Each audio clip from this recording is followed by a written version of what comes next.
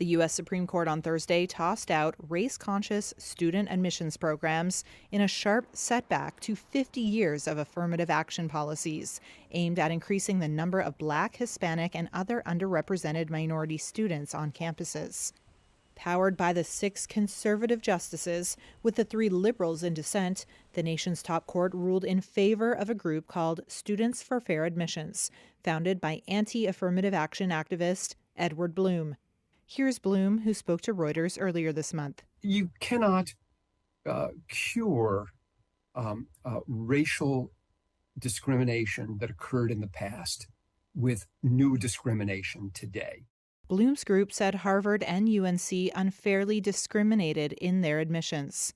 Chief Justice John Roberts, writing for the majority, said that students, quote, must be treated based on his or her experiences as an individual, not on the basis of race. Many universities have for too long done just the opposite. He added, at the same time, as all parties agree, nothing in this opinion should be construed as prohibiting universities from considering an applicant's discussion of how race affected his or her life, be it through discrimination, inspiration, or otherwise. Critics who have tried to topple these policies for decades argue affirmative action policies are themselves discriminatory and say that giving advantages to one race is unconstitutional, regardless of the motivation or circumstances.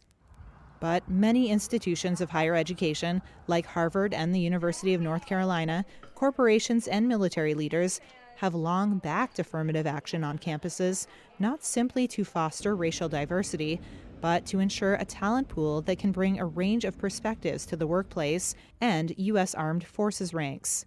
Zachary Wolf came to hear the decision inside the gallery. On the one hand, it was expected. Most people did not expect affirmative action to survive the day. It was obviously extremely disappointing for many of us in the courtroom. It was a very, very powerful announcement of a dissent from Justice Sotomayor. In her dissent, Justice Sonia Sotomayor said the court's decision stands in the way and rolls back decades of precedent and momentous progress.